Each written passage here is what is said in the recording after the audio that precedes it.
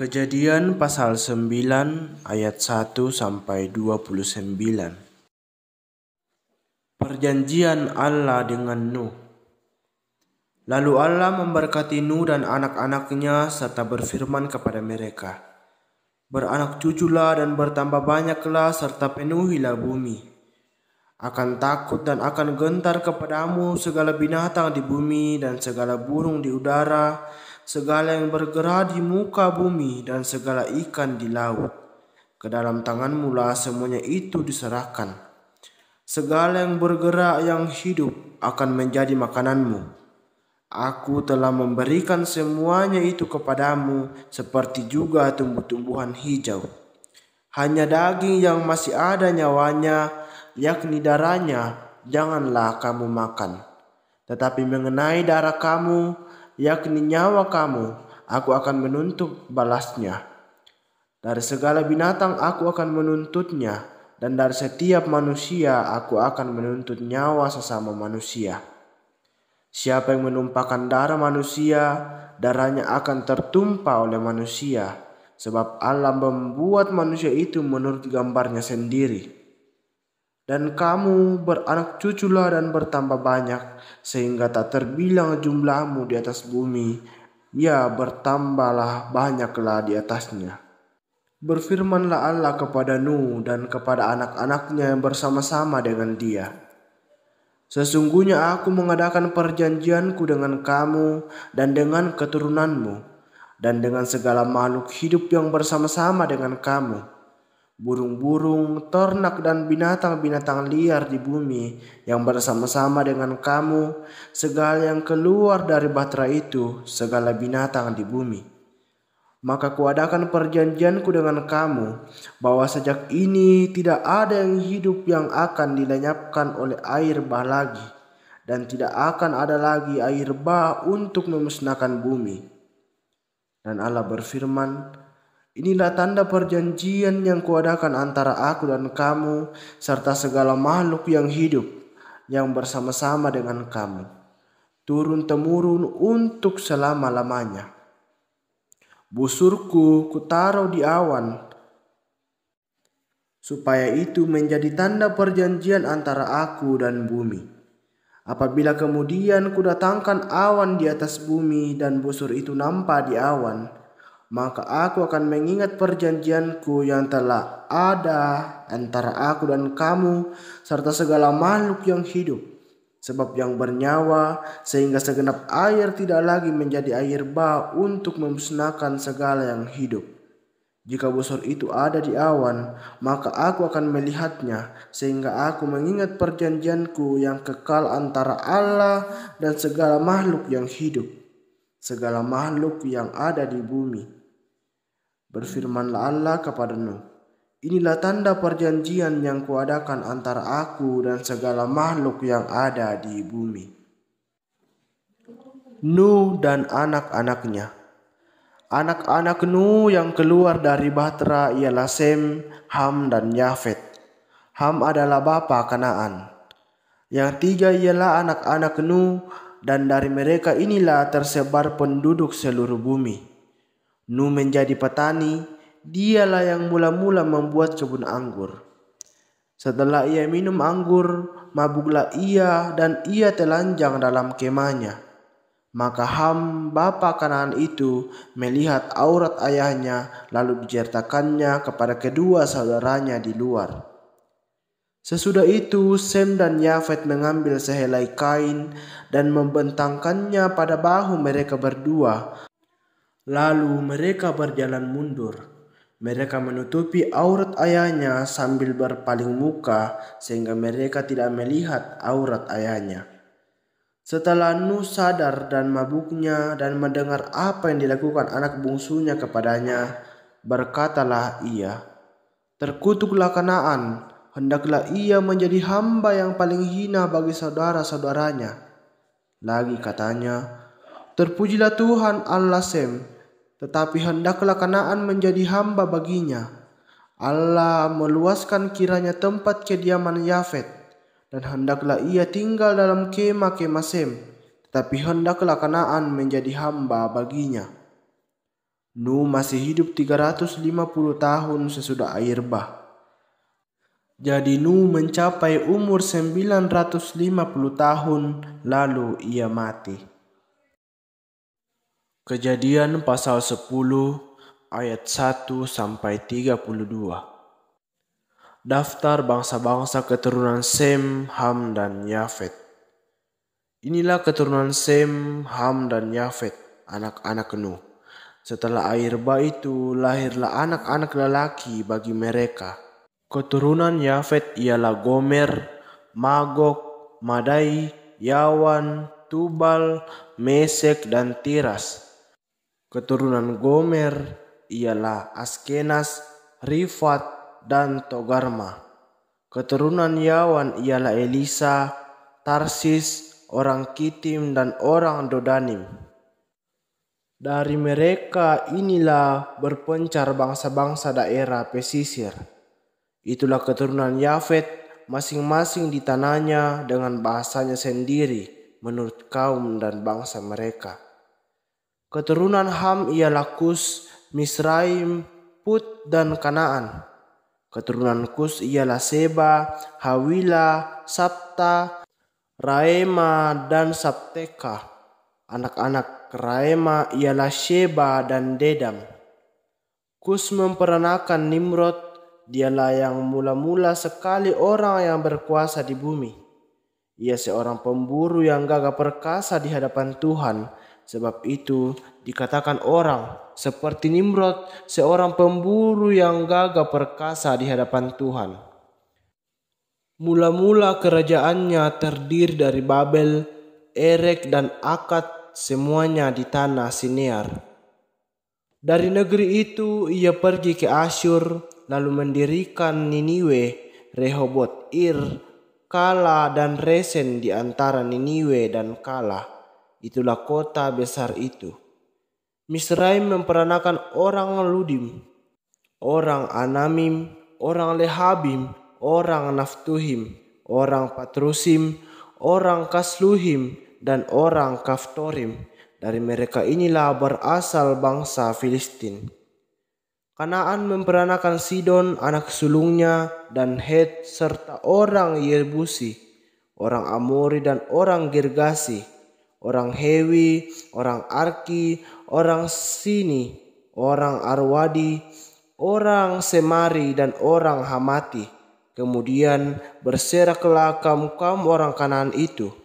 Daerah orang Kanaan adalah dari Sidon ke arah Gerar sampai ke Gaza, ke arah Sodom, Gomora, Atma, dan Seboim sampai ke Lasa.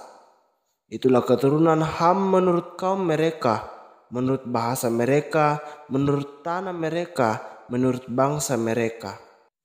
Lahirlah juga anak bagi Sem, bapa semua anak Eber serta abang Yafet. Keturunan Sem ialah Elam, Asyur, Arpaksad, Lut, dan Aram. Keturunan Aram ialah Us, Hul, Geter, dan Mas. Arpaksad memperanakan Sela, dan Sela memperanakan Eber. Bagi Eber lahir dua anak laki-laki. Nama yang seorang ialah Pelek, sebab dalam zamannya bumi terbagi, dan nama adiknya ialah Yoktan. Yoktan memperanakan Almodad, Selef, Hasarmafet, dan Yerah. Hadoram, Usal, dan Diklah, Obal, Abimael, dan Sheba, Ofir, Hawila, dan Yobab.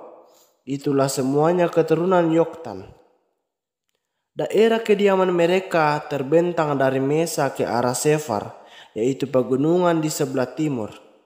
Itulah keturunan Sem menurut kaum mereka, menurut bahasa mereka, menurut tanah mereka, menurut bangsa mereka.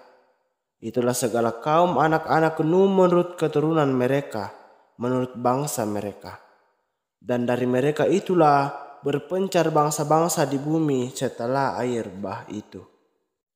Kejadian pasal 11 ayat 1 sampai 32. Menara Babel. Adapun seluruh bumi satu bahasanya dan satu logatnya, Maka berangkatlah mereka ke sebelah timur dan menjumpai tanah datar di tanah Sinear, lalu menetaplah mereka di sana. Mereka berkata seorang kepada yang lain, "Marilah kita membuat batu bata dan membakarnya baik-baik." Lalu bata itulah dipakai mereka sebagai batu dan tergala-gala sebagai tanah liat. Juga kata mereka, "Marilah kita dirikan bagi kita sebuah kota dengan sebuah menara yang puncaknya sampai ke langit. Dan marilah kita cari nama supaya kita jangan terserak ke seluruh bumi." Lalu turunlah Tuhan untuk melihat kota dan menara yang didirikan oleh anak-anak manusia itu. Dan ia berfirman, "Mereka ini satu bangsa dengan satu bahasa untuk semuanya. Ini barulah permulaan usaha mereka. Mulai dari sekarang, apapun juga yang mereka rencanakan, tidak ada yang tidak akan dapat terlaksana. Baiklah kita turun dan mengacau balaukan di sana bahasa mereka, sehingga mereka tidak mengerti lagi bahasa masing-masing. Demikianlah mereka diserahkan Tuhan dari situ ke seluruh bumi, dan mereka berhenti mendirikan kota itu. Itulah sebabnya sampai sekarang nama kota itu disebut Babel, karena disitulah dikacau balaukan Tuhan bahasa seluruh bumi, dan dari situlah mereka diserahkan Tuhan ke seluruh bumi. Keturunan Sem. Inilah keturunan Sem. Setelah Sem berumur 100 tahun, ia memperanakan Arpaksad 2 tahun setelah air bah itu. Sem masih hidup 500 tahun setelah ia memperanakan Arpaksad, dan ia memperanakan anak-anak lelaki dan perempuan. Setelah Arpaksad hidup 35 tahun, ia memperanakan Sela. Arpaksad masih hidup 403 tahun setelah ia memperanakan Sela, dan ia memperanakan anak-anak lelaki dan perempuan. Setelah Sela hidup 30 tahun, ia memperanakan Eber. Sela masih hidup 403 tahun setelah ia memperanakan Eber, dan ia memperanakan anak-anak lelaki dan perempuan. Setelah Eber hidup 34 tahun, ia memperanakan Pelek. Eber masih hidup 430 tahun setelah ia memperanakan Pelek, dan ia memperanakan anak-anak lelaki dan perempuan. Setelah Pelek hidup 30 tahun, ia memperanakan Rehu. Pelek masih hidup 209 tahun setelah ia memperanakan Rehu, dan ia memperanakan anak-anak lelaki dan perempuan. Setelah Rehu hidup 32 tahun, ia memperanakan Seruk. Rehu masih hidup 207 tahun setelah ia memperanakan Seruk, dan ia memperanakan anak-anak lelaki dan perempuan. Setelah Seruk hidup 30 tahun, ia memperanakan Nahor. Seruk masih hidup 200 tahun setelah ia memperanakan Nahor, dan ia memperanakan anak-anak lelaki dan perempuan. Setelah Nahor hidup 29 tahun, ia memperanakan Terah. Nahor masih hidup 119 tahun setelah ia memperanakan Terah, dan ia memperanakan anak-anak lelaki dan perempuan. Setelah Terah hidup 70 tahun, ia memperanakan Abram, Nahor, dan Haran. Kejadian pasal 12 ayat 1-20. Abram dipanggil Allah. Berfirmanlah Tuhan kepada Abram, "Pergilah dari negerimu dan dari sanak saudaramu dan dari rumah bapamu ini ke negeri yang akan kutunjukkan kepadamu. Aku akan membuat engkau menjadi bangsa yang besar dan memberkati engkau serta membuat namamu masyhur, dan engkau akan menjadi berkat. Aku akan memberkati orang-orang yang memberkati engkau dan mengutuk orang-orang yang mengutuk engkau, dan olehmu semua kaum di muka bumi akan mendapat berkat." Lalu pergilah Abram seperti yang difirmankan Tuhan kepadanya, dan Lot pun ikut bersama-sama dengan dia. Abram berumur 75 tahun ketika ia berangkat dari Haran. Abram membawa Sarai istrinya dan Lot anak saudaranya dan segala harta benda yang didapat mereka, dan orang-orang yang diperoleh mereka di Haran. Mereka berangkat ke tanah Kanaan lalu sampai di situ. Abram berjalan melalui negeri itu sampai ke suatu tempat dekat Sikem, yakni pohon terbantin di More. Waktu itu orang Kanaan diam di negeri itu. Ketika itu Tuhan menampakkan diri kepada Abram dan berfirman, "Aku akan memberikan negeri ini kepada keturunanmu." Maka didirikannya di situ mezbah bagi Tuhan yang telah menampakkan diri kepadanya. Kemudian ia pindah dari situ ke pegunungan di sebelah timur Betel. Ia memasang kemahnya dengan Betel di sebelah barat dan Ai di sebelah timur. Lalu ia mendirikan di situ mezbah bagi Tuhan dan memanggil nama Tuhan. Sesudah itu Abram berangkat dan makin jauh ia berjalan ke tanah Negeb. Abram di Mesir. Ketika kelaparan timbul di negeri itu, pergilah Abram ke Mesir untuk tinggal di situ sebagai orang asing, sebab hebat kelaparan di negeri itu. Pada waktu ia akan masuk ke Mesir, berkatalah ia kepada Sarai, istrinya, "Memang aku tahu bahwa engkau adalah seorang perempuan yang cantik parasnya. Apabila orang Mesir melihat engkau, mereka akan berkata, 'Itu istrinya.' Jadi mereka akan membunuh aku dan membiarkan engkau hidup. Katakanlah bahwa engkau adikku, supaya aku diperlakukan mereka dengan baik karena engkau, dan aku dibiarkan hidup oleh sebab engkau." Sesudah Abram masuk ke Mesir, orang Mesir itu melihat bahwa perempuan itu sangat cantik. Dan ketika punggawa-punggawa Firaun melihat Sarai, mereka memuji-mujinya di hadapan Firaun, sehingga perempuan itu dibawa ke istananya. Firaun menyambut Abraham dengan baik-baik karena ia mengingini perempuan itu, dan Abram mendapat kambing domba, lembu sapi, keledai jantan, budak laki-laki dan perempuan, keledai betina dan unta. Tetapi Tuhan menimpakan tula yang hebat kepada Firaun. Demikian juga kepada seisi istananya karena Sarai istri Abram itu. Lalu Firaun memanggil Abram serta berkata, "Apakah yang kau perbuat ini terhadap aku? Mengapa tidak kau beritahukan bahwa ia istrimu? Mengapa engkau katakan dia adikku sehingga aku mengambilnya menjadi istriku? Sekarang inilah istrimu. Ambillah dan pergilah." Lalu Firaun memerintahkan beberapa orang untuk mengantarkan Abram pergi bersama-sama dengan istrinya dan segala kepunyaannya.